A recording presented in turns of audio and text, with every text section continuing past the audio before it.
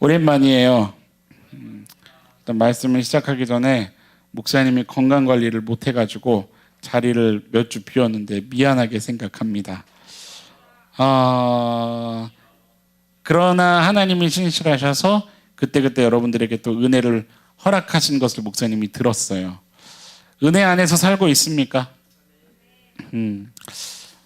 넘어질 수 있어요. 놓칠 수도 있고 바닥을 보일 수도 있고 실패할 수도 있고, 그런데 그런 걸로 끝나지 않고 오늘 내가 생명이 붙어 있어서 더더군다나 예배할 수 있는 자리로 이렇게 나오게 됐다는 것은 단지 내 선택과 의지만 관계한 것이 아니라 이미 섭리하시는 하나님께서 내 인생을 간섭하고 계신다는 것을 여러분들 신뢰하는 청년들이 되기를 축원합니다. 그것을 신뢰한다면 여러분들이 지금 해야 할 것이 무엇이냐면 이전의 시간이 아니에요. 지금 무엇을 해야 합니까? 내가 오랜만에 설교하니까 다들 뭐 어떻게 해야 될지 모르겠어요. 지금 여러분들 어떻게 해야 됩니까? 이것이 기회인 줄 알고 여러분들을 있는 모습 그대로 하나님께 드리면 되는 겁니다. 그렇죠? 다양한 모습으로, 열정적인 아멘으로, 화답하는 몸짓으로, 또렷한 눈빛으로 귀를 번쩍 띄우고 마음을 열고 하나님 말씀에 집중하면서 여러분들을 태워서 하나님께 드리는 이 예배가 됐으면 좋겠어요. 그리고 삶으로 이어지는 거죠. 그렇게 삶으로 이어지는 산재물이 되는 거죠. 그렇죠? 옆 사람한테 한번 이렇게 물어봅시다. 어떻게 살고 있었냐? 좀 다르게 물어봅시다. 무엇을 위해 살고 있니? 오늘 제목이 뭐죠? 용사예요. 용사. 여러분들이 목사님이 이제 무엇을 위해서 살고 있냐라는 이 질문으로 용사의 제목을 가지고 여러분들하고 이제 말씀을 좀 풀어갈 건데, 일단 목사님이 묵상하다가 별안간 쓴 글을 좀 읽어줄게요. 이거는 목사님이 읽어줘야 되겠다 생각하고 묵상하다가 쓴 글을 그냥 원고에다가 쭉 썼어요. 들으세요. 2011년은 내 인생의 비포 애프터와 같은 해이다. 이전까지 내 인생에는 비전, 아니 소망이라는 것이 없었다. 모태신앙이었고 전도사로 사역하고 있었지만 사실 그것은 내게 사계절이 흘러가듯 그냥 흘러가는 시간과 같았다. 그저 순간순간을 열심히 살았던 거다. 잊으려고, 생각하지 않으려고. 그렇지 않으면 장애라는 그것이 내 발목을 잡아 절망으로 빠뜨렸기 때문에. 그래서 그렇게 살려 했고 순간순간을 때로는 재미있는 것을 찾으며 살기도 그랬던 거다. 어느덧 그것이 한계에 다다랐을 때 비관적이었고 죽음을 생각했던 거다. 그런데 그 자리에 하나님이 찾아오셨다. 2011년 3월경 처음으로 인간적인 모든 관점을 내려놓고 하나님 앞에 철저하게 항복했을 때 인생을 바라보는 눈이 바뀌었다. 설레었다. 난 무엇을 위해 살아가는 아무것도 그런 개념이 없었는데, 정확히 표현하자면 그럴 수 없는 신세라 생각했는데 처음으로 무언가를 위해 살아가고 싶게 되었고, 그것은 당연히 나를 살려주신 하나님을 위해 살아가고 싶은 거였다.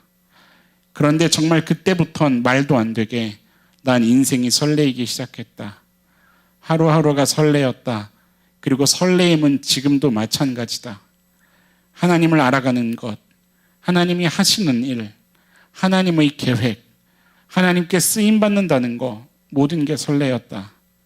하나님이 나 같은 사람도 살리신다면 살리지 못할 존재가 어디 있겠는가. 그 일에 쓰임받고 싶어졌고, 그래서 그 설레임을 가지고 준비하기 시작했다. 인생을 준비하기 시작했다. 그리고 그렇게 시작된 시간이 오늘까지 이어져 나가고 있는 중이다. 잘 들었어요? 목사님이 오늘 여러분들에게 진심으로 물어보고 싶은 것이 한 가지가 있어요. 여러분들을 설레게 하는 것이 무엇인가 여러분들 묵상해 봤으면 좋겠어요. 여러분들을 설레게 하는 게 뭡니까? 이성을 보면 설레어요? 설레이죠. 죄는 아닙니다. 목사님도 사모님을 보면 설레어요. 지금도 설레어요. 그렇게 대답해야 돼요. 그죠? 그게 죄는 아니죠. 물질을 보면 설레요, 여러분들? 그렇죠?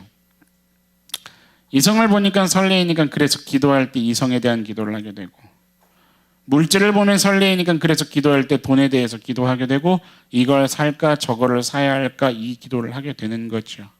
내 마음에 나를 설레게 하는 그것이 어디에게로 가져가게 되는 내용이 되고 있습니까? 하나님께로 가져가게 되는 내용이 되고 있잖아요. 하나님은요, 여러분, 하나님이요, 제일 중요한 하나님. 여러분, 하나님으로 설레입니까? 어때요? 어떤 다른 것 그래서 구하지 않아도 하나님 한 분 자체로 그저 내가 하나님과 대화하는 그런 기도가 여러분들의 신앙의 여정 중에 있는지 한번 점검해 봤으면 좋겠어요. 제일 중요한 하나님이죠. 맞습니까? 제일 중요한 그 하나님, 하나님을 생각하면 나를 통해서 일하실 그 하나님 때문에 진정 내 중심에서부터 설레이는 그것이 있는가? 여러분들 그 이야기를 좀 하고 싶은 거예요. 사실 목사님은요, 청년들이 청년의 시절에 정말 중요한 그 젊음의 시절에 돈을 벌기 위해 혈안이 되어 있고 스펙을 만들어가기 위해 모든 에너지를 쏟고 있고, 목사님이 그래서 도대체 왜 그러냐고, 예배를 포기할 정도로, 하나님을 포기할 정도로, 타협할 정도로 그러고 있는 그 모습을 보면서 왜 그러냐고 그러고 있으면 뭐라고 대답을 하냐면, 나중에 행복한 가정을 위해 그런다는 거예요. 노후를 위해서 그런다는 거예요. 그리고 편안하고 싶어서 그런다는 얘기를 목사님이 듣는 거예요. 그런데 그 얘기를 들을 때라면 목사님은 사실 답답해요. 너무 답답한 거예요. 연애하는 데 모든 에너지를 쏟고 있고, 나이 들면 할 수 없다고 경험해 봐야 된다고 여행 다니는 일에 온갖 에너지를 다 쏟고 있고, 그 모습이 답답한 거예요. 왜일까요? 목사님 중심이 왜 그런 모습을 보면 답답할까요? 왜일 것 같아요? 한 가지 이유밖에 없어요. 그 모든 판단과 계획의 중심에 누가 보이지 않습니까? 하나님이 보이지 않는 거예요. 하나님이 보이지 않는 거예요. 돈을 구하는 게 나쁜 거 아니에요. 그런데 중심에 누가 계셔야 돼요? 하나님이 계셔야죠. 연애하는 게 나쁜 거 아니에요. 중심에 누가 계셔야 돼요? 하나님이 계셔야죠. 모든 인생의 계획과 판단 가운데, 그 여정 가운데 하나님이 중심의 근간에 계셔야 되는 거, 그 얘기를 하고 싶은 거예요. 여러분들 어떠냐는 거예요. 여러분들 하나님을 위한 설레임과 땀과 눈물과 노력과 수고의 그 열정이 아니라 다 나를 위한 거, 다 나를 위한 지극히 인간적인 그 판단과 설레임. 하나님은 없는 땀과 눈물과 그 수고, 그 노력만 내 인생에 남아있는 거예요. 그것이 진정 가치 있는가? 그게 진짜 가치 있는가? 그리고 정말 인생이, 내게 허락하신 인생이 진짜 그것을 위해 존재하는 건가? 여러분들 그 생각을 하고 살아야 되는 거예요. 젊음의 때에는. 젊음의 때에 이거를 놓치면 초점을 잃고 목표를 잃고 다 방황하게 돼버리고, 아무리 수고하고 땀을 흘리고 눈물을 흘리는 것 같더라도 그것은 성경 말한 그대로 헛되고 헛된게 돼버리는 거예요. 목사님이 오늘 말씀을 시작하면서도 그런 얘기를 했지만, 여러분들 놓칠 수 있어요. 바닥을 보일 수 있어요. 그런데 오늘 이 예배를 통해서 누군가에게는 회복이 되고, 아멘, 누군가에게는 위로가 되고, 책망과 징계의 말씀일지라도 오히려 그것이 나에게 위로가 되고 힘의 근간이 원동력이 될 수 있는 그런 생명의 예배가 될 수 있기를 축원합니다. 왜 징계와 책망이 나에게 힘의 원동력이 돼요? 여러분, 단순한 거예요. 정신 못 차리고 헛된 곳을 향해 달려가면 그거는 에너지가 빠져나가는 것밖에 안 되는 거예요. 그러다가 죽는다고요. 그러면 뭐 해야 돼요? 초점을 바로 잡아야 돼요. 내가 해서 안 되는 거예요. 그러면 어떻게 해야 돼요? 징계라도 받아야 되는 거예요. 그럼 초점이 바로 잡히게 되는 거예요. 맞습니까? 그러면 역설적으로 거기에서 뭐를 얻어요? 목적이 제대로 생기고 초점이 바로 잡히면 거기서 달려갈 힘을 다시 찾게 되는 거예요. 여러분들 영적인 이 에너지를 다시금 얻을 수 있는 오늘 예배가 됐으면 좋겠는 거예요. 점검하세요. 점검하면서 예배하세요. 목사님이 오늘 말씀을 시작하면서 이런 이야기를 하는 이유가 왜 그러냐면, 오늘 사무엘하 23장 읽었죠. 23장 읽으면서 목사님 마음에 묵상된 어떤 그 묵상이 있기 때문에 그랬어요.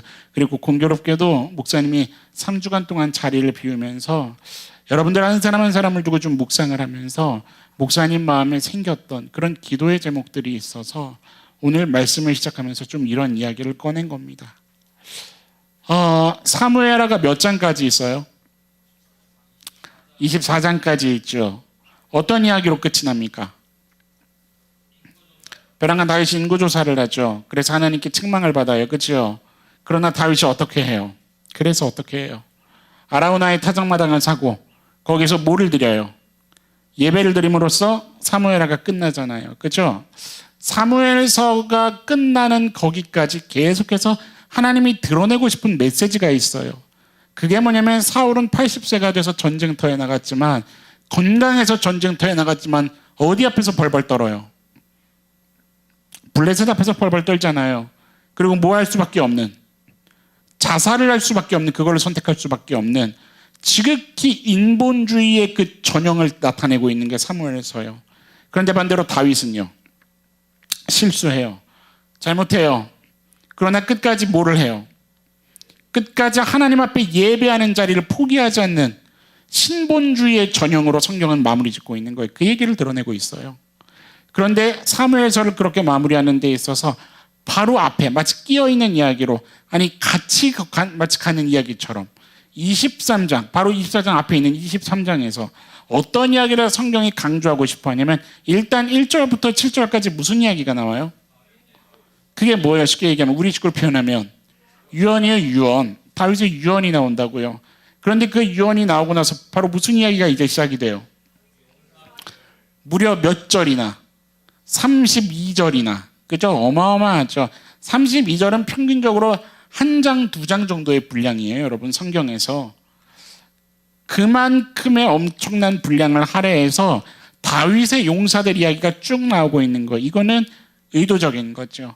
하나님이 분명히 사무엘서의 그 마무리하는 점에 있어서 다윗이 사울에 비해서 이래 어떤 신본주의적인 전형의 그 인생을 드러내는 것에 있어서 하나님이 반드시 모두가 좀 알았으면 하는 그것을 얘기해주고 싶은 거죠. 왜 용사들의 이야기가 이런 식으로 기록되고 있냐는 거예요. 오늘 여기에 목사님이 포커스를 맞춰서 이제 말씀을 나눌 건데 8절부터 17절까지의 몇 명의 용사가 나와요? 딱 몇 명 나와요? 딱 3명 나와요. 3명의 8절 보세요. 8절 누구 나와요? 다그몬 사람 요셉 밧세벳. 그죠? 9절 보세요. 아호와 사람 도대의 아들 엘르아살. 11절 보세요. 하랄 사람 아게의 아들 삼마 이 사람이 나오잖아요. 그죠? 3명의 용사가 나온다고요. 그리고 18절부터 23절까지가 그 다음 뛰어난 몇 용사가 나와요? 똑같이 3용사가 나오는데 한 명은 익명으로 처리하고 있어요. 성경 읽으세요. 그리고 24절부터 39절까지가 누가 나와요? 이 3명이 아니죠. 몇 명 나오는지 알아요? 31명이 나와요. 31명. 거기서 말하는 이제 37명은 전체를 가리켜서 얘기하는 거예요. 앞에 3명, 그 다음 중간 3명, 뒤에 31명, 그래서 37명. 이해됐어요? 뒤에는 31명이 기록되고 있는 거죠. 왜 성경이 용사들이라 불리우는 이 사람들을 이렇게 이름을 쫙 나열하면서까지 계속해서 길게 기록하고 있을까냐는 거예요. 이거예요. 간단해요. 결론은. 다윗의 나라가 세워지죠. 그렇죠? 그런데 다른 말로 할게요. 다윗의 나라지만 누구의 나라입니까? 하나님의 나라예요. 무슨 말이냐면 하나님의 나라는 다윗 한 사람의 열심과 그 은혜 가운데 세워진 게 아니라는 거예요. 무슨 말인지 이해할 수 있겠어요? 그 옆에 누가 있었다는 거예요. 하나님의 나라를 함께 세워가는 용사들이 있었다는 거예요. 다윗 옆에는 하나님의 용사가 있었다는 거예요. 하나님의 나라는 어떤 한 사람으로 세워진 게 아니라는 거예요. 하나님이 어떤 그 한 시대에 역사하기 위해서는 누구를 세우신다는 거예요? 하나님의 사람들을 세우신다는 거예요. 용사들을 세우신다는 거예요. 다른 말로 얘기할게요. 용사가 세워져야 한다는 거예요. 옆 사람한테 얘기해 주세요. 너가 세워져야 한다. 믿습니까, 여러분? 왜요? 우리는 하나님 앞에 뭐로 부르심을 받아요? 말씀에 의하면 우리는 용사로 부르심을 받아야 되는 거예요. 하나님이 찾으시는 거예요. 하나님이 모든 그 이스라엘 백성들 가운데 다 용사는 아니에요. 성경에 기록된 용사들이 있어요. 우리 가운데 그래요. 다 용사가 아닐 수도 있을지 모르겠어요. 그러나 중요한 건 하나님이 누구를 찾고 계세요? 용사를 찾고 계신다는 거예요. 여러분들, 그 성경이 이 용사들을 설명하는데 내용이 좀 재미있어요. 보세요. 첫 번째 용사 8절. 그러니까 일단 기억하세요. 몇 그룹이에요? 지금 용사들이 37명이. 그렇죠. 세 그룹이에요. 3명, 3명, 31명 이렇게 세 그룹이에요. 근데 앞에 세 그룹의 첫 번째 용사 8절에 그가 단번에 몇 명을 쳐 죽여요? 800명을. 대단하죠? 한 번에 치는데 800명을 쳐 죽이는 대단한 용사가 라고 기록되고 있는 거예요. 두 번째 용사는요. 10절 봐봐요. 그가 나가서 손이 어떻게 돼요? 손이 피곤해요. 그걸 또 어떻게 묘사하고 있어요? 그의 손이 칼에 붙기까지 블레셋 사람을 치는 거예요. 이게 어떤 의미냐면 손이 칼에 붙었다는 게 뭐냐면 여러분들 오른손이든 왼손이든 볼펜을 꽉 쥐고 들어보세요. 이거를 잡고 몇백 명을 혼자 쳐 죽인다고 생각을 해봐요. 손이 어떻게 될 것 같아요? 굳는 거예요. 굳는 거. 손 마디마디가 굳어요. 왜요? 뭐를 꽉 쥐니까? 칼을 꽉 쥐니까 지금 그거를 얘기하고 있는 거예요. 손이 굳어지는 거예요. 굳어지기까지. 그러니까 이게 뭐를 얘기하고 싶은 거냐면 도대체 얼만큼의 에너지를 쏟았을 거냐는 거예요. 이 두 번째 용사가. 9절을 봐봐요. 이스라엘 백성들은 어떻게 해요? 블레셋 앞에서. 이스라엘 백성들이 어떻게 해요? 블레셋을 보고 물러가잖아요. 이게 무슨 얘기예요? 한 사람도 싸우려고 하는 사람이 있어요? 없어요? 없다는 거예요. 그러나 이 용사는 끝까지 혼자 남아서 뭐 해요?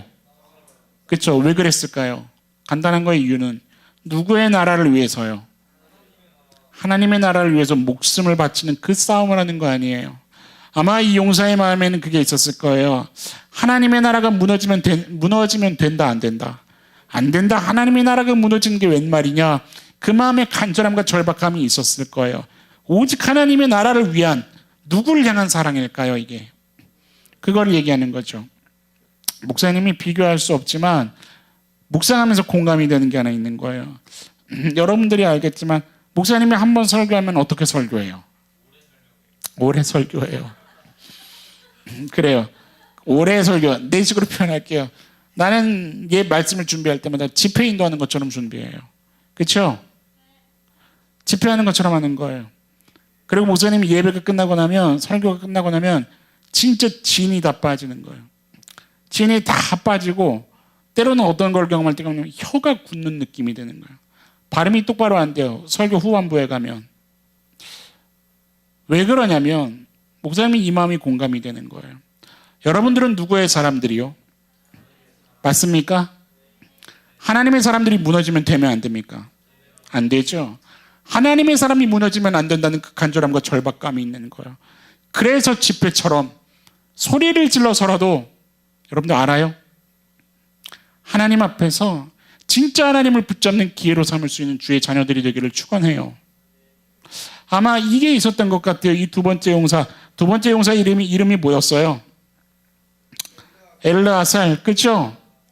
손이 굳어지기까지 칼을 잡지 않고 내려놓지 않고 칼을 잡고 굳어지기까지 내려놓지 않는 그것은 아마 하나님 나라가 무너지면 안 된다는 그 간절함이었을 거예요. 그죠? 또 보세요. 세 번째 용사는요. 12절. 그는 그 밭 가운데 서서 막아 누구를 쳐요? 밭 한가운데서. 여러분들 삼국지 읽어봤어요? 조자룡. 지금 이것도 비슷한 그런 느낌이에요. 녹두밭을 지금 오잖아요. 녹두밭이 뭐예요? 녹두나무가. 그들의 식량이에요. 이스라엘의 식량. 지금 그 밭 한가운데 무슨 검을 들었을지는 모르겠지만 이 세 번째 사람 누구예요? 삼마, 그죠? 이 창을 들고 혼자서 몰려오는 그 적군을 맞서 싸우는 거예요. 멋지지 않아요, 여러분들? 그런데 여기서 진짜 중요한 게 성경이 드러내고 있는 게 있죠. 그게 뭐냐면 이들의 기록에 따라오는 이야기가 있어요. 10절 보세요. 그의 손이 칼에 붙기까지 블레셋 사람을 쳤죠. 그 뒤에 뭐라고 기록해요? 그날에 누가 크게 이기게 하셨어요? 여호와께서 크게 이기게 하셨어요. 인간의 싸움이에요? 아니라는 거예요. 12절 보세요.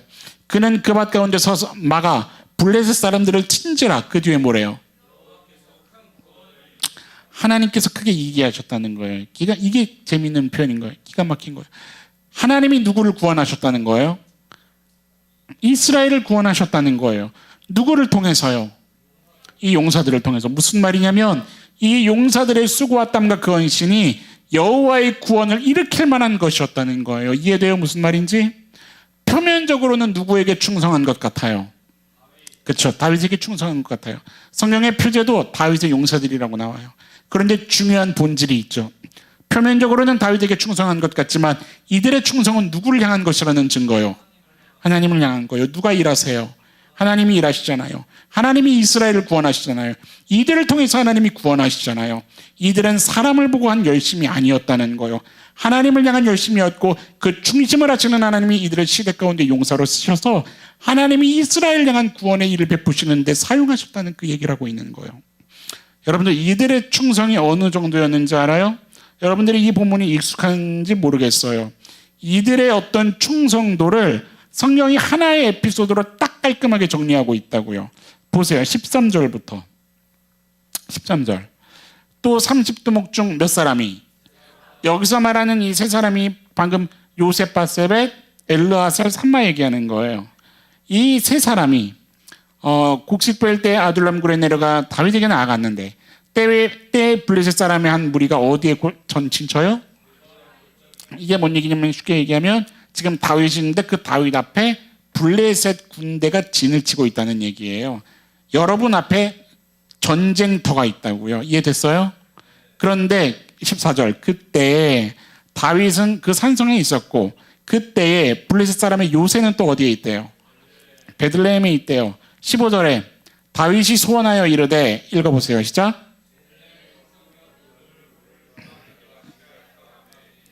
베들레헴이 어디, 누구의 고향이에요? 다윗의 고향이에요. 베들레헴은 다윗의 고향이에요. 그런데 지금 거기를 누가 점령했어요? 블레셋이 점령한 거야. 그러니까 지금 이 말이 자기도 모르게 툭 튀어나오는 거예요. 뭐라고? 와, 누가 내가 고향에서 어렸을 때 먹었던 저 물을 야 내가 다시 먹을 수나 있을까? 그냥 툭 튀어나온 거예요. 이해돼요? 나는 왕이다. 내 고향이 지금 점령됐지만 나에게 물을 갖다 바쳐라. 이런 뜻 아니에요. 오해하지 마세요. 이 말씀은 절대 그 말씀이 아니에요. 툭 튀어나온 거예요. 지금 고향에 블레셋이 주둔해 있으니까. 목사님이 이 말씀을 읽다가 재밌었잖아요. 목사님이 태어나자마자 인천에 올라왔거든요. 그리고서 거의 만수동에서 유년 시절을 다 보냈는데 거기는 나의 고향과도 같아요. 거기에 전국 최고의 떡볶이. 목사님이 떡볶이를 사실 좋아하거든요. 근데 목사님이 최고로 좋아하는 떡볶이는 그 만수동에 있는 럭키슈퍼에 있는 럭키슈퍼 아줌마가 만들어주는 떡볶이. 뭔 말인지 모르겠죠? 여러분은 먹어본 적이 없으니까. 치킨은 보드람, 떡볶이는 만수동. 나만 재밌구나. 목사님이 결혼을 하고 나서 아 여보 내 고향이 어딘지 알아요? 어딘데요? 갑시다. 그래갖고 그 봄이 돼가지고 개나리가 막 필 때 유부초밥을 짜가지고 여보 떡볶이는 만들지 맙시다. 진짜 맛있는 떡볶이가 있어요. 그리고 유부초밥만 싸들고 만수동에 가서 그 슈퍼에 거의 10년 만에 10년이 뭐야? 그 딱 갔는데 그 슈퍼에 떡볶이집이 없어진 거예요. 없어지고 거기에서 분식은 팔고 있는데 떡볶이는 안 파는 거예요. 그래서 내가 그 아줌마한테 가가지고 목 끝까지 이게 말이 올라와서 혹시 그 아줌마 어디 가셨어요? 이걸 물어보고 싶어서. 근데 이미 이 똑같은 향수를 가지고 있는 김원효 집사님이 나보다 몇 년 전에 찾아갔더라고. 근데 그때도 없어졌대요. 그리고 이 떡볶이를 아는 사람이 우리 교회에 또 있어. 조은이 어머니. 거기도 만수동에서 살았더라고. 그 목사님이 그거를 하여튼 이번에 알게 됐는데 나의 인생 떡볶이로 만수동 럭키슈퍼 떡볶이. 내가 그날 진짜 목이 메어서 사모님한테 나는 내 인생에 잃어버린 음식이 있어요. 럭키슈퍼 떡볶이랑 그게 뭐죠 여보? 우동. 갑자기 그 이름마저 잊어버렸네. 있어요. 그 목사님이 삼립의 공장에다가 전화해가지고 물어봤잖아. 우동 다시 안 팝니까? 하여튼 내가 지금 뭔 얘기하다가 갑자기 이렇게 됐지? 내가 사모님한테 여보 럭키슈퍼 떡볶이를 내가 다시 언젠가 먹을 수 있을까? 그리고 요즘 집에서 연구하고 있어요. 그 맛을 찾아내려고. 내가 지금 이 얘기를 왜 하는 거냐면 다윗이 그냥 그렇게 얘기하는 거예요. 내가 사모님한테 럭키슈퍼 떡볶이 전국 조회해서 사다 달라고 한 얘기예요? 아니요. 너무 뭐하니까. 그리우니까. 그리고 내 향수에 남아요. 지금 다윗이 그거 얘기한 거예요. 왜 더더군다나 자기 고향이 어디에 점령돼 있으니까. 블레셋에 점령돼 있잖아요. 그런데 봐봐요. 그 말이 툭 튀어나오자마자 무슨 일이 벌어져요? 16절 읽으세요. 시작.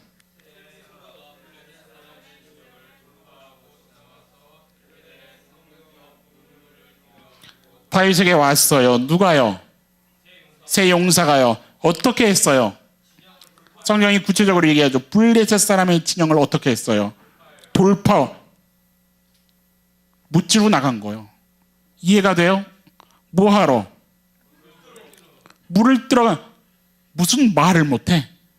그죠? 그랬더니 예! 그리고 막 돌파보다. 야, 여러분 이렇게 충성할 수 있겠어요? 어때요? 우리는 어떻게 얘기해요? 아니 꼭 그 물을 먹어야 돼? 목사님 정수기 있어요. 정수기 물이나 그거나 이거 드세요. 이거. 참 내 목숨은 목숨도 아닌가. 해요. 또 해. 하면서 충성하는 듯 하면서 뭘 다 해요. 그렇죠? 불평, 불만, 원망 다 뱉어내죠. 그렇죠? 이해돼요? 무슨 말인지? 우리는 그렇게 하잖아요. 우리가 못 벗어나는 한계 중에 한 가지가 뭐가 있는 줄 알아요? 억지로라는 단어예요. 억지로 하죠. 얼마나 이 가치가 혼돈된 이 시대 속에 지금 살고 있냐면 하다 못해 목사님은 무슨 답답함이 있냐면 설교 제목이 억지로라도 헌신하십시오야. 말이 돼요 그게? 무슨 억지로라도 헌신을 합니까? 진짜 하나님의 사랑을 알아봐. 진짜 하나님을 사랑해봐. 여러분들 사랑하는데 애인한테 억지로 선물해요? 선물 찢어버려. 받지 마요 그 선물. 애인이 있어. 100일이 됐어. 100일 챙겨요 여러분? 야 늙으니까 챙겨야지. 챙기세요 100일. 100일 챙기는데 내가 100일을 준비했는데 소영아 100일 선물 어떻게 받았니?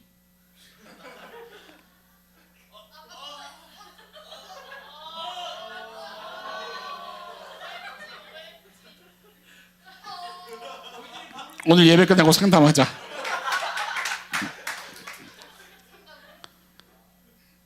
백일 선물을 주면서 야 내가 이거 진짜 어쩔 수 없이 주는 거다.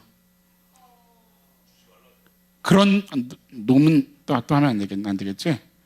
그런 사람만 사귀고 싶어요? 그죠? 억지로 헌신이 웬 말이에요? 무슨 말이에요 그게? 개념이 없는 거지. 하나님을 향한 그 사랑이 뭔지 아직 모르는 거지요. 이해돼요? 무슨 말인지? 이 사람들의 충성을 봐봐요. 어떻게 했어요? 16절 다시 봐요. 어떻게 했어요? 돌파하고 그냥 지나가 버리는 거예요. 그들이 목숨을 걸어요. 이게 억지로 충성해서 되는 일일까요? 역대상 11장 펴보세요. 역대상 11장이 이제 병행구로 똑같은 말씀을 기록하고 있는 말씀이 있어요. 11장에 보세요. 18절.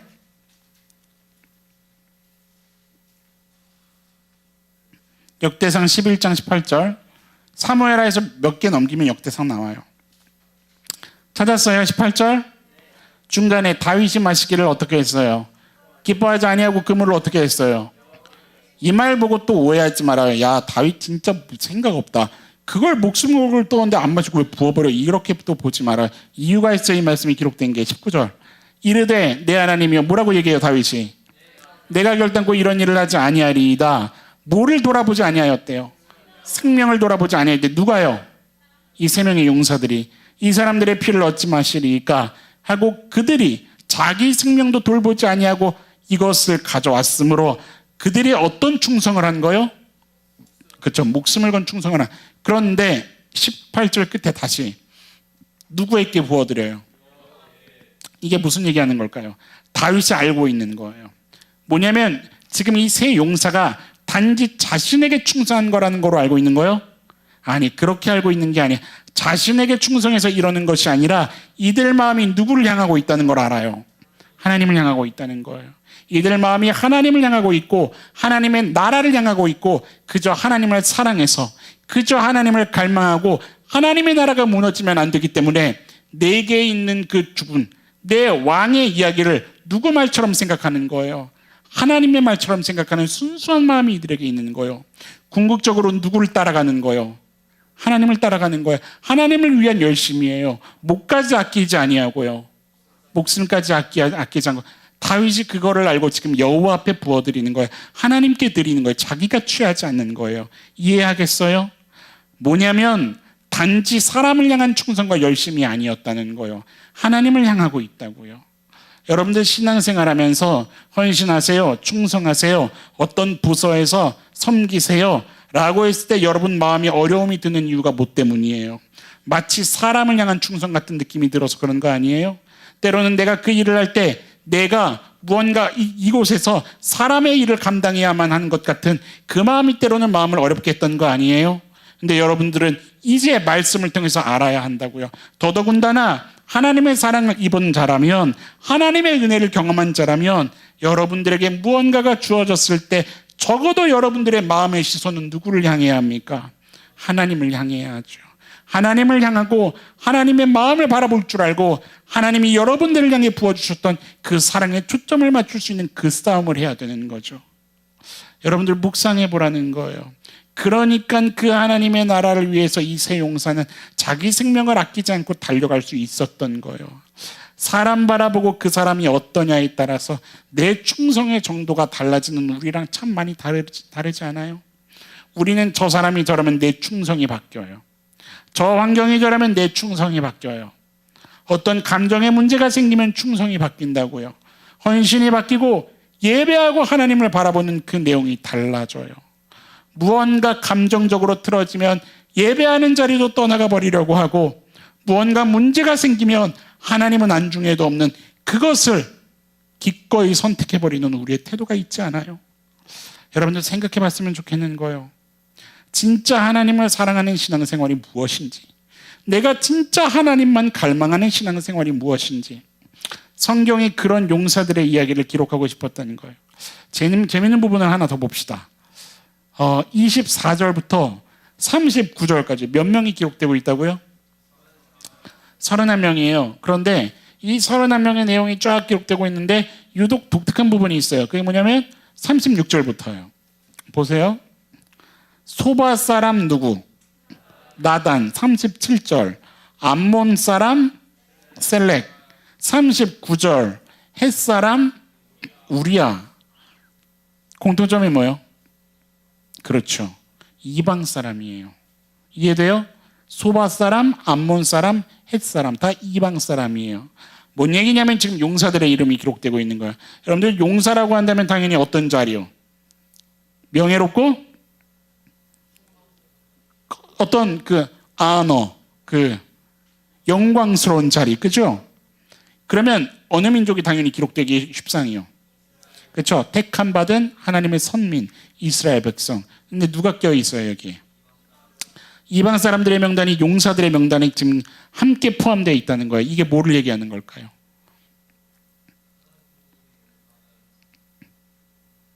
이거예요. 하나님의 용사들이요, 하나님이 쓰시는 사람, 다른 말로 할게요. 하나님이 귀하게 여기시는 그 사람에는 그 대상에 차별이 있습니까? 차등이 있어요? 그게 없다는 거예요. 무슨 얘기냐면 여러분, 이 당시에 이방 사람이라는 그 정체성이 가진 의미가 뭐예요? 이스라엘 사람들이 이방인들을 뭐로 취급했어요? 신약에 넘어와서까지 그들을 개돼지로 취급했어요. 이 개야라고 불렀다고요. 이방인들을 선민이라는 그 우월의식 때문에. 그런데 하나님은 그게 아니라는 거예요. 이 당시 이방인이라는 것을 우리 식으로 얘기하면 그래서 뭐냐면 아무것도 없는 그런 존재라고 얘기할 수 있는 거죠. 그런데 이거죠.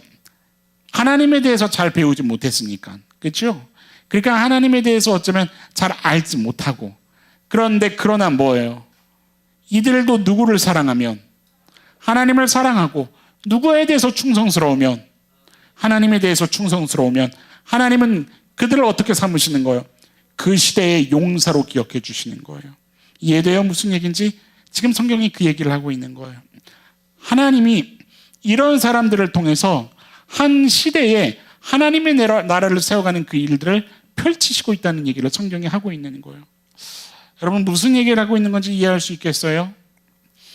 내가 하나님의 나라를 위해 달려갈 수 있다면 오늘 나의 자리에서 하나님을 향해 달려가기를 결단하고 삶으로 살아낼 수만 있다면 얼마든지 누구라도 어떻게 되는 거예요? 그 시대에 하나님께 쓰임받는 그 용사로 살아갈 수 있다는 얘기를 하고 있는 거예요. 하나님의 용사로 살아갈 수 있다고요. 믿습니까? 이게 모든 믿는 자들에게 소망이 되는 말씀이죠. 나도 용사가 될 수 있구나. 나도 하나님께 시대에 쓰임받을 수 있구나. 내가 비록 넘어졌더라도, 그리고 내가 하나님에 대해서 잘 알지 못하고 진짜 내 인생에 아무것도 없더라도 내가 누구를 진심으로 사랑하면, 내가 정말 하나님을 사랑하고 내 삶의 중심을 다해서 내 삶을 불태워서 하나님을 위해 살아가기로 결단하고 삶으로 살아낼 수만 있다면 하나님이 나를 시대의 용사로 세우시지 않겠는가? 여러분들, 그 소망을 가지고 살아갈 수 있는 청년들이 되기를 축원합니다. 왜 용사로 살아가야 하냐고요? 옆 사람한테 물어보세요. 왜 용사로 살아가야 할까? 여러분, 왜 용사로 살아가야 한다고 생각합니까? 왜 하나님이 용사를 찾으신다고 생각합니까? 당연하죠. 하나님에게 필요하니까. 하나님에게는 그냥 이스라엘이 아니라, 그냥 하나님의 사랑만 받는 사람이 아니라 하나님과 교제할 수 있는 사람, 하나님의 마음을 알고 하나님의 마음을 헤아리고 이 땅의 중재자로 설 수 있는 그 사람, 하나님의 눈물을 볼 수 있는 그 사람, 하나님이 찾으시니까요. 더 중요한 이유가 또 하나 있죠. 하나님의 나라는 아까도 얘기한 것처럼 다윗 혼자 세워갔던 게 아니니까. 하나님의 나라는 어떤 한 사람 혼자서 세워가는 게 아니니까. 다윗 혼자서 다윗의 나라를, 하나님의 왕국을 세워가는 그것이 아니라 똑같죠. 예수 그리스도 한 분이 이 땅에 하나님의 나라를 세워가는 게 아니라고요. 여러분들 착각하면 안 돼요. 만약 예수님 혼자서 이 땅에 하나님의 나라를 세워가는 거라면 언제 이 땅은 끝났어야 됐습니까? 그렇죠. 십자가 심판 때, 그 십자가 사건 때, 예수님이 다시 부활하셨을 때 이미 그때 모든 것이 종료됐어야죠. 그러나 주님은 하늘에 오르시면서 우리에게 뭐를 요청하셨어요? 너희는 땅끝까지 가라. 하나님이 내게 본부한 그것을 너희에게도 똑같이 위임하겠다. 너는 땅끝으로 너희들은 가라. 그리고 우리에게 요청한 것이 뭡니까? 하나님의 뜻대로 부르신 자리에서 삶을 살아가기를. 아멘. 그것이 무슨 증거요? 그게 뭐에 대한 증거요? 예수님 혼자서 하시겠다는 게 아니요. 예수님 혼자 이 땅에 하나님의 나라를 세워간다는 게 아니라 누가 필요하시다는 얘기를 하는 거요. 그렇죠. 하나님을 진짜 사랑하고 진짜 하나님의 도래할 그 나라를 소망하고 그 열정으로 마치 다윗에게 충성되었던 그들을 통해 이스라엘을 이뤄가셨던 것처럼 예수 그리스도께 충성된 자, 진짜 하나님을 사랑하는 자, 진짜 하나님 나라를 소망하는 그들을 통해서 이루어가시는 하나님 나라니까, 그 용사들을 통해 이루어가시는, 함께 이루어가는 그 나라니까 하나님이 그 나라를 이룰 당신의 백성들을 찾고 계시지 않겠습니까? 옆 사람한테 얘기해 주세요. 용사를 찾고 계신다.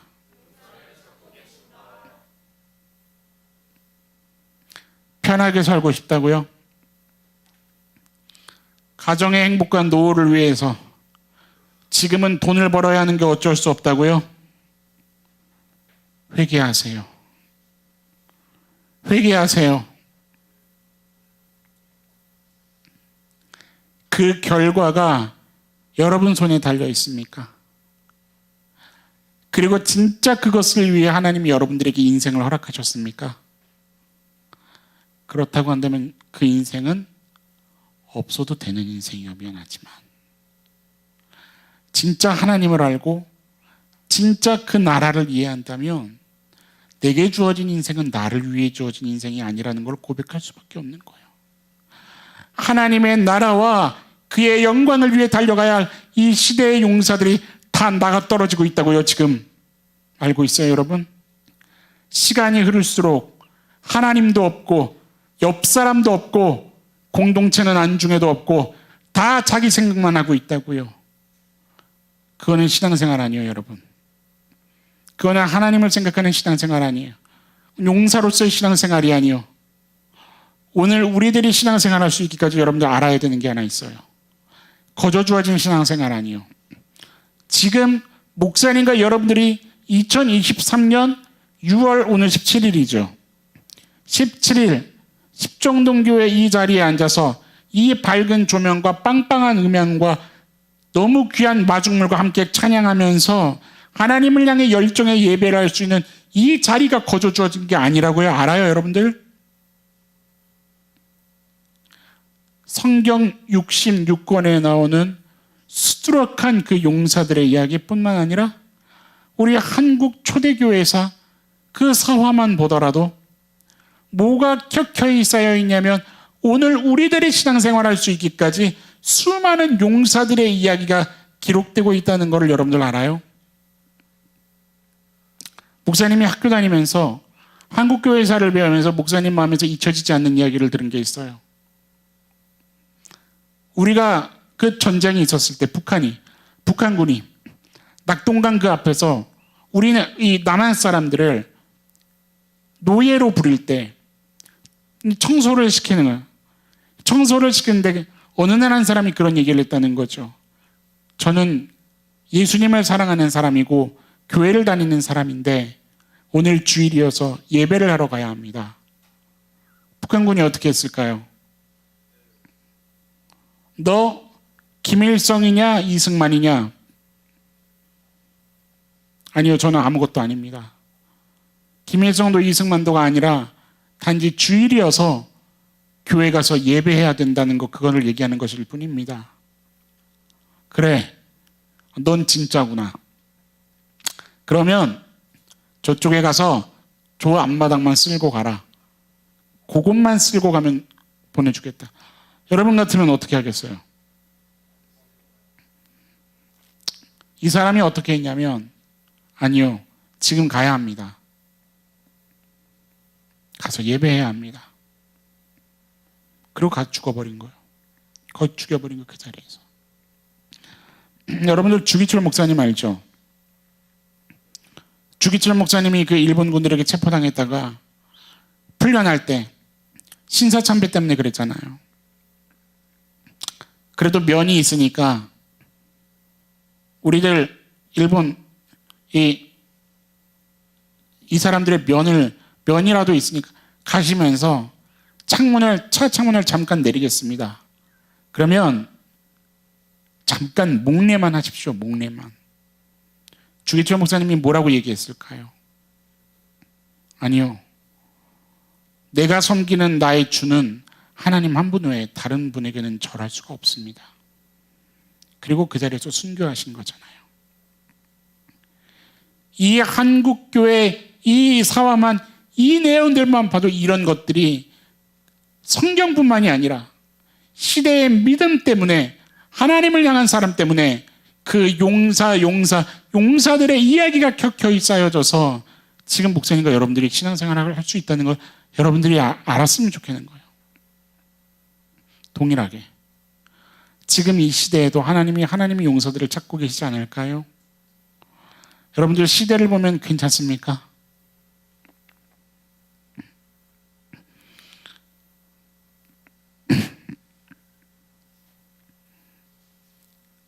우리가 하나님 나라 세워가기 위해서 하나님을 진짜 증명하기 위해서 방법은 한 가지밖에 없어.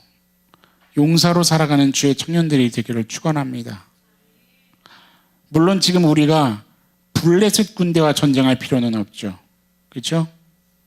지금 우리가 일본군 앞에서 신앙은 고백하지 않아도 됩니다. 그럴 일은 없어요.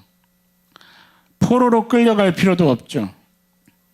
그런데 목사님은 지금 시대를 바라보면서 더 무서운 시대를 살고 있다는 묵상이 드는 거예요. 바벨론과 아수르의 포로가 돼서 벌벌 떠는 그게 아니라 비교할 수 없는 규모의 전례 없는 지구상 대부분의 인간을 포로 삼고 있는 스마트폰 시대 아니요? 블레셋보다 그 블레셋 군대보다 더 무서운 게 TV고 미디어 컨텐츠 군대 아니요? 그 시대, 그게 우리 삶을 장악하고 있잖아요, 여러분들. 신사참배하고는 더 비교할 수도 없는, 더 악랄하고 끔찍하고 지독한 세상 가치관과 인본주의가 우리 앞에 놓여져 있지 않냐고요. 그런데 목사님이 느끼는 건 아무도 스마트폰을 내려놓지 않아. 낮이나 밤이나 새벽이나 다 스마트폰 붙잡고 거기에 눈이 충혈되기까지 다 전두엽들이 망가지고 있어. 하나님을 생각하지 않아요. 하루의 생활 속에 생각하는 시간조차가 없어. 계속해서 바라보는 거예요. 계속해서 보는 거예요. 목사님이 무슨 보고를 보다가 스마트폰을 들고 가다가 차랑 빵 부딪힌 게 아니에요. 차를 피한 거예요. 그래서 넘어졌어요. 어떻게 될게요? 죽었어요. 왜 죽었게요? 무슨 보고가 있는 줄 알아요? 그 죽은 그 사람이 끝까지 손에서 놓지 않았던 게 뭔 줄 알아요? 핸드폰이에요. 전문가는 뭐라고 얘기하는 줄 알아요? 넘어질 때 제발 핸드폰을 던지십시오. 왜일까? 핸드폰 지키려다가 생명 버리는 거예요. 그게 보고예요. 그게 지금 시대예요. 핸드폰을 내려놓으세요. 핸드폰 때문에 여러분 일상이 마비된 거 알아요?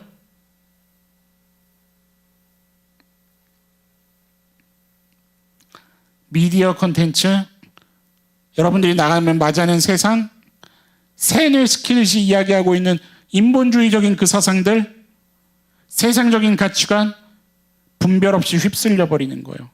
아무 생각 없이 휩쓸려 버리는 거예요. 심지어 더 앞장서서 그것을 붙잡으려고 혈안을 내고 있어요.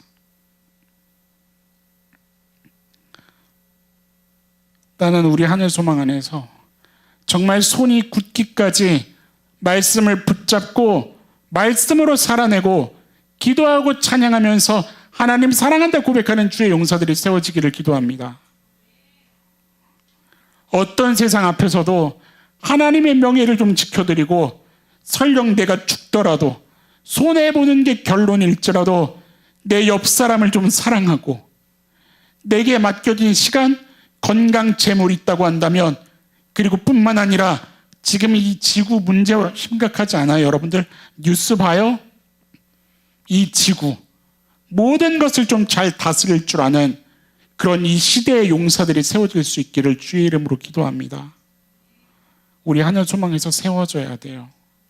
하나님의 나라는 어느 한 사람으로 세워지는 게 아니요, 사역자들로 세워지는 게 아니라 이 말이요. 목사님이 3주간 동안 자리를 비우면서 어떤 애끓는 마음이 있었냐면, 말씀을 펴서 먹고 있을까? 예배하고 있을까? 묵상하고 있을까? 우리 하늘 소망의 BTM은 왜 3명, 4명, 2명만 올리고 있는가? 올리는 사람만 올리고 있는가? 도대체 하나님과 대화하는가? 뭐에 대해 정신이 팔려서 그냥 시간을 흘려보내고 있는가? 그렇게 살다가는 우리도 미래를 장담할 수 없습니다.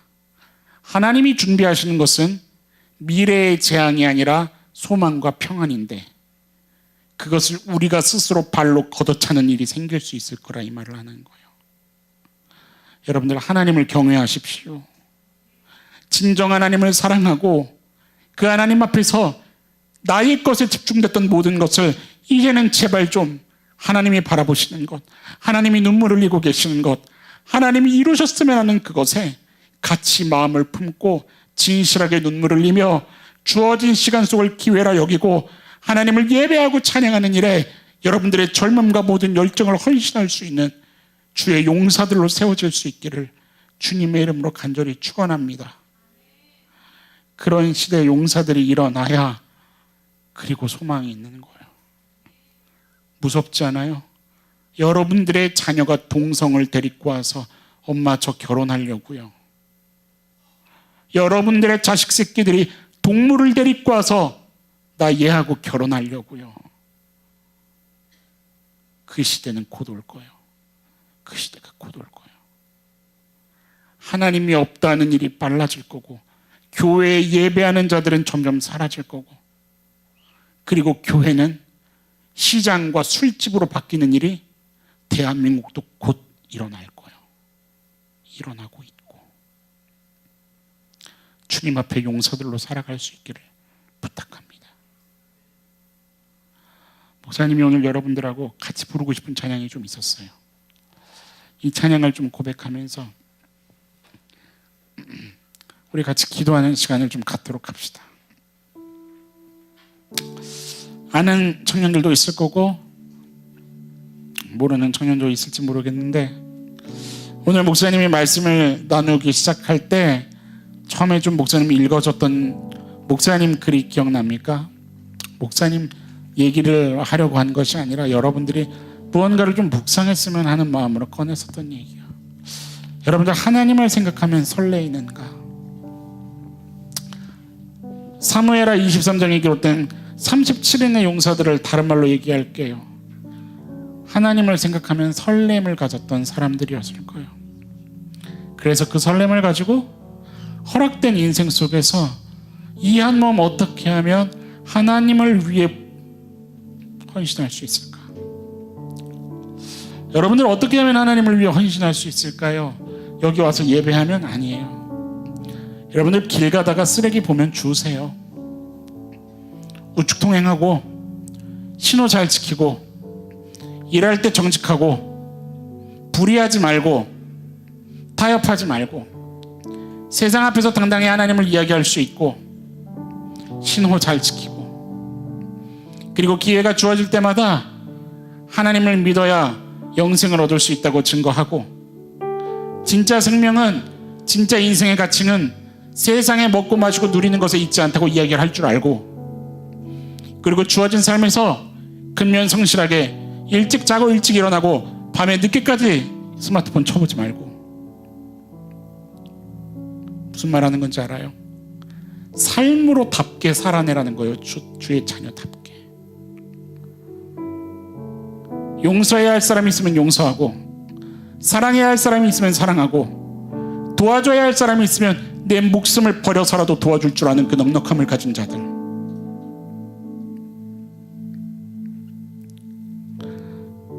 목사님이 이 찬양이 묵상된 거는 이런 마음 때문에 그러는 거예요. 하나님 앞에서 구할 수 있는 게 아무것도 없는 거예요. 왜? 하나님 한 분이면 돼서. 하나님 내가 주님 앞에서 어떤 말을 내가 해야 할까요? 아니요, 저 할 말이 없습니다. 그저 주님만 사랑하다가 가고 싶고 주님이 원하시는 것을 하다가 가고 싶고 그렇게 계속해서 고백이 되다가 하나님 우리 하늘소망 모두가 좀 그럴 수 있었으면 좋겠습니다. 이 시대에 진짜 용사들로 좀 세워줄 수 있었으면 좋겠습니다. 시대 속에 쓰임받는 하늘소망 되기를 축원합니다. 우리 이 찬양 부를 때에 가슴에 좀 손도 얹고 정말 여러분들 누가 오늘 이 자리에서 하나님 앞에 좀 결단하면서 일어나겠습니까? 주님 내가 이 악한 시대 가운데 이 세대 가운데에 주님의 용사로 쓰임받기를 원한다고 누가 주님 앞에 순종하며 결단하며 일어서시겠습니까? 이 찬양이 여러분들의 잃어버린 하나님을 향한 그 설렘을 회복할 수 있는 귀한 기회가 될 수 있기를 축원합니다. 우리 같이 좀 찬양하면서 나아갑시다. 주님 무엇라 말할까요? 그냥 주님이 좋은 아주 작은 저예요. 주님 어떤 말로 다 할까요? 주님 사랑하는 마음, 주님 사랑하는 나, 주님 내 주님 이름만 불러도 가슴이 뛰어요. 주님 내 주님 주님 곁에 머물고 싶어요. 주님 뭐라 말할까요? 계속해서 고백합시다. 주님 여러분 음성으로 고백하며 나아갑시다. 그냥 주님이 좋은 아주 작은 저의 주님 이 고백이 우리 안에 회복될 수 있기를 주님 기도합니다. 주님 어떤 말로 다 할까요? 주님 사랑하는 마음, 주님 사랑하는 주님 뭐라 말할까요? 주님 뭐라 말할까요? 그냥 주님이 좋은 아주 작은 저예요. 주님 어떤 말로 다 할까요? 주님 사랑하는 마음, 주님 사랑하는 나. 아멘 아멘. 주님 내 주님 이름만 불러도 가슴이 뛰어요. 주님 내 주님 주님 곁에 머물고 주님 내 주님 고백합시다. 주님 내 주님 이름만 불러도 가슴이 주님 이런 나의 영혼이 되기를 원합니다. 주님 나를 그 길에 여겨주옵소서. 내 주님 내 주님 주님 곁에 머물 간절히 고백합시다. 주님 내 주님 주님 주님 나의 영혼을 소생시켜 주옵소서. 주님으로 만족하고 주님만 보면 될 수 있는 주여. 아멘 아멘 주여. 주님 내 주님 주님 곁에 우리 처음부터 한 번 더 고백합시다.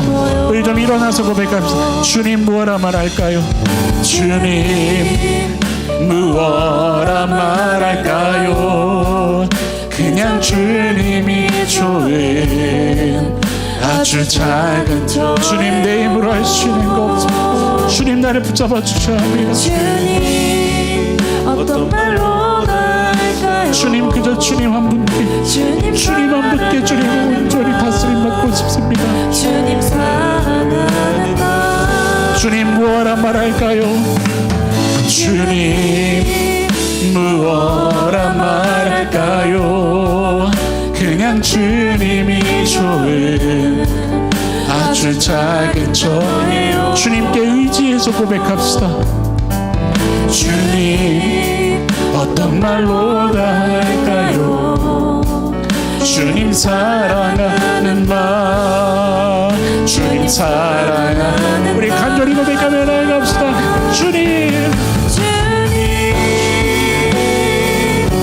내 주님 이름만 불러도 가슴이 뛰어요. 주여 주님 내 주님 주님 곁에 머물고 싶어요. 주님 내 주님 주님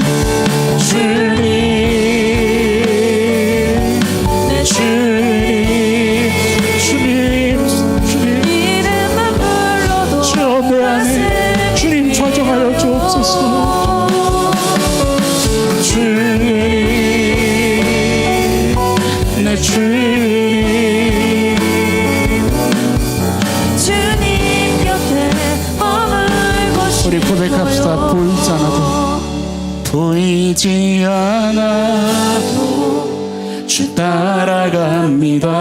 아멘. 나는 모를 때도 주님 다시. 여러분 믿습니까? 보이지 않아도 주 사랑합니다. 오직 선하신 나의 주. 고백합시다. 보이지 않아도, 보이지 않아도 주 따라갑니다. 아멘. 주님, 오늘 이것이 나의 고백입니다. 주님, 용사로 살아가기를 원합니다. 주님, 그저 순종하며 따라갑니다. 보이지 않아도 주 사랑합니다. 오직 선하신 나의. 한 번 더 고백합시다. 보이지 않아도, 보이지 않아도 주 따라갑니다. 아멘.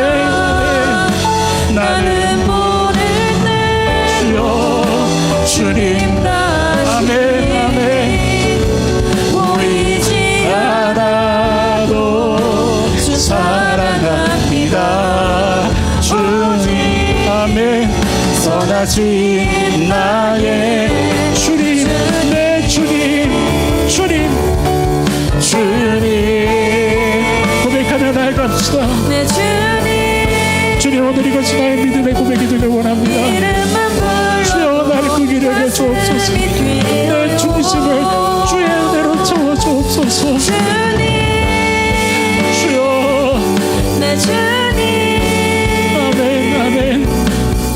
주님 곁에 머무르신 주님, 내 주님, 주님, 내 주님. 이름만 불러도 가슴이 뛰어요. 아멘. 주여, 주여, 이것을 회복하게 주여, 우리를 비밀하게 주옵소서. 내 주님 주여, 주여, 주님 우리 다 함께 주여 눈물을 짓고 우리 함께 기도하며 결단하며 나갑시다. 기도합시다. 주여, 주여, 우리를 그 길에 여겨 주옵소서. 사랑하는 하나님, 감사합니다. 오늘도 인생의 그 시간을 허락해 주셔서 감사합니다. 그냥 아침 안개처럼 날아가 버릴 수도 있는데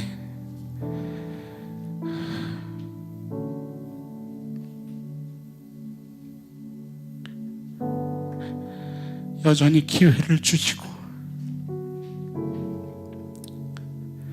여전히 하나님 그 사랑의 근거에서 가능성을 포기하지 아니하시는 그 열심에 감사를 드립니다. 주님, 솔직히 하나님 앞에 서면 부족한 게 너무 많아서 고개를 들 수가 없습니다. 무너져 있는 모습 때문에 마치 주님도 포기하실 것 같아서 내가 바라보는 내 모습 때문에 절망하고 실망하고 이제는 더 하나님께 나아갈 수 없을 것 같다고 그렇게 이야기하고 있는 것이 어쩌면 요즘 저희들인지도 모르겠습니다. 주님, 긍휼히 여겨 주시옵소서. 주님의 눈물과 그 보혈과 여전히 포기하지 않는 그 생기로 우리를 소성시켜 주시옵소서. 구하는 것조차 면목이 없지만 이제껏 보이신 하나님 역사의 신실하심을 의지해서 고백합니다. 여전히 미쁘시고 여전히 신실하신 그 하나님, 끝날까지 이루시겠다고 약속하신 하나님만 의지해서 고백하며 부탁드립니다. 주여, 우리를 살려주시옵소서. 자리자리마다 찾아가 주셔서 한량없는 주의 보혈로 위로해 주시고 사람으로서 다 이해할 수 없는 그 깊이까지 주님 품어주시고 보듬어 주시고 안아주셔서 여전히 하나님이 사랑하는 아들이라 딸이라 그 음성 안에서 자유함을 경험할 수 있는 우리 안에 소망 되게 하여 주시옵소서. 사람이 떡으로 사는 것이 아니라 말씀하신 하나님의 음성이 우리들 중심에서부터 우리의 입술로 고백되게 하여 주옵소서. 주님, 세상을 단호히 거절하고서 그 결과가 손해일지라도 주의 명예를 지킬 수 있는 용사들이 일어나기를 원합니다. 하나님의 나라는 한 사람으로 세워가는 것이 아니라 주님을 사랑하는 자들, 주님을 갈망하는 자들, 주님의 눈물을 헤아릴 수 있는 자들, 이 땅에 하나님과 이 세상을 중재할 수 있는 중재자들, 그들을 하나님 찾고 계시는 줄을 배웁니다. 주님, 오늘 우리가 그런 자들로 서기를 원합니다. 아무것도 없을지라도, 실패했을지라도, 비록 낭망이고 주님 앞에 심판받은 것과 같이 여겨질지라도 하나님 다윗에게 기회를 주셨던 것처럼 여전히 그 순수함이, 그 다윗의 순수한 열정이, 그 마음이 하나님을 사랑했던 것처럼, 그래서 기회를 붙잡고 다시금 끝까지 주님 앞에 예배자의 자리에 나갈 수 있었던 것처럼 오늘 우리가 그 예배할 수 있기를 원합니다. 주님 붙잡아 주시고 은혜 허락하여 주셔서 끝내는 주님이 원하시는 그 믿음의 분량 우리 경험할 수 있게 하여 주옵소서. 우리를 통하여 주님 일하여 주옵소서. 이 세대 가운데 우리를 통하여 주의 영광을 드러내 주시옵소서. 주님이 증명되기를 원합니다. 우리들의 삶을 통하여 여전히 진리가 나타날 수 있기를 원합니다. 천국이 증명될 수 있기를 원합니다. 영원한 것이 우리 모두에게 소망으로 고백되어질 수 있기를 원합니다. 아무리 세상이 약해도 하나님 살아계시고 주의 용사들이 서 있는 한 주님 무너지지 않음을 믿습니다. 하나님 나라에, 하나님 이 땅에 주의 뜻이 이 땅에서도 이루어지는 하나님, 그것을 경험하는 주의 축복자들, 용자들이 될 수 있도록 주님 우리를 인도하여 주옵소서. 오늘도 주님 사랑하는 마음으로 예물 드린 청년들이 있을 겁니다. 주님, 그 한 사람 한 사람 마음을 위로해 주시고 세상에서 겪는 그 일 때문에 낭망하지 아니할 수 있도록 주님 든든하게 지켜주시옵소서.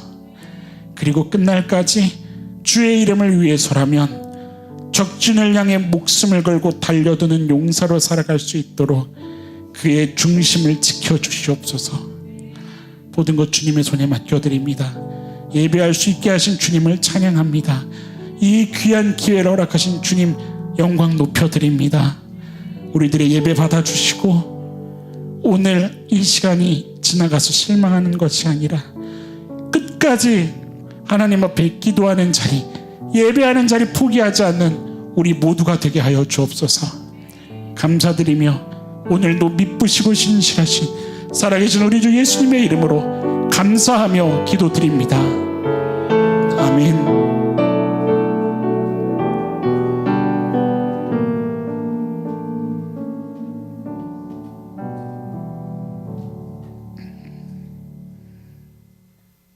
목사님이 어떤 목사님 집회 때 참석했다가 들은 그 말씀이 너무 마음에 남아서 표시는 좀 틀리겠지만 그대로 한번 좀 전해볼까요? 여러분들은 어떤 면에서 주기철 목사님보다 낫습니다. 여러분들은 어떤 면에서 옥하는 목사님보다도 낫고요. 이 목사님 이제 막 나가나 막 이런 느낌이에요. 여러분들은 어떤 면에서 모세보다도 낫습니다. 어떤 면에서 바울보다도 나은 사람들이고요. 어떤 면에서는 사무엘보다도 더 나은 사람들이에요. 왠지 알아요? 지금 하나님이 이 시대에 역사하신다면 모세를 쓰시는 게 아니고 주기철 목사님을 쓰시고 옥하는 목사님을 쓰시는 게 아니라 지금 살아있는 여러분들 가운데 용사를 쓰실 거예요. 그런 면에서 여러분들은 누구도 따라올 수 없는 하나님 생명책에 기록될 용사들일 거라는 거예요. 그 메시지가 목사님 심장에 새겨져서 10년이 넘게 목사님이 살아가는데 큰 힘이 되고 있어요. 용사로 살아가기를 소망합시다. 한 주간 동안 그리고 평생 기도합시다.